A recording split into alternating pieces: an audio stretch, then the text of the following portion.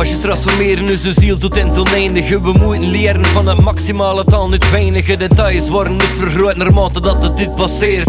Beter blijf je authentiek zonder dat je imiteert. Soms simuleer je de gedachten die concreet geworden. Het eindresultaat zit verscholen in de initiële vorm, dus als je niet meer oordelen. Soms is er uw idee, het zat je dat pas achteraf verandert tot dat sublimeert. Het oude zin en situaties is de beste zet.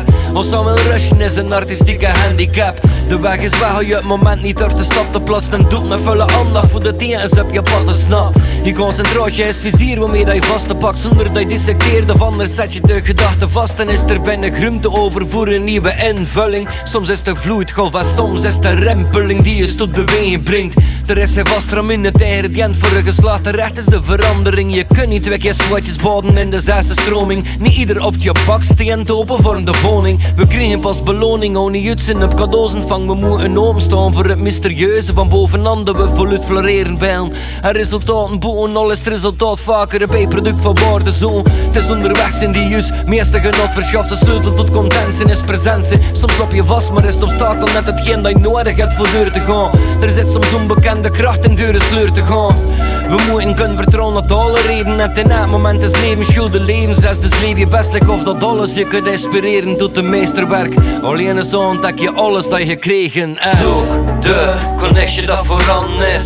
Volg je route ook op dagen dat je plan mist. Proef de vrucht die op je pad ligt. Zo ga je merken dat er in het moment een schat ligt. Voel de vibratie die je kracht geeft. En volg de roeping die te midden in je hart zit. Zo ga je de poorten tot geluk kunnen ontgrendelen. En zie je dat de creativiteit je omwentelt. Het is vaak zo in het leven dat we op zoek zijn. Op zoek zijn naar iets, naar iemand. Maar in vele gevallen is hetgeen dat we zoeken al in ons bezit.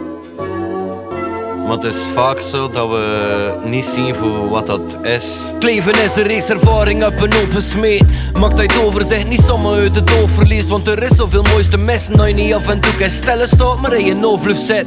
Waar is schoon is het verschoon in ieder ogenblik. Dus richt je focus op het moment dat je gegeven wordt. Voor in het verleden te blijven zitten is het leven veel te kort. Het is enkel in het nu dat ik uit de riepste vruchten plukken. En plukken moet je actief doen, niet wachten op geluk. Inspiratie komt van hogerop of komt van binnenin. Soms overvalt het je in de vorm van een herinnering. Soms is het een nieuwtje die toevallig je gedacht prikkelt. Of een soort beroering die interesse rond je hart wikkelt. Een visie waarop dat je blindelings vertrouwen kan. Soms maar een hint, soms een uitgewerkt bouwplan. Soms een functie die de boelen licht ter lijn zet.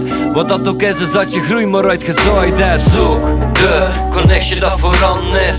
Volg je route ook op dagen dat je plan mist. Proef de vrucht die op je pad ligt. Zo ga je merken dat er in het moment een schat ligt. Voel de vibratie die je kracht geeft. En volg de roeping die te midden in je hart zit.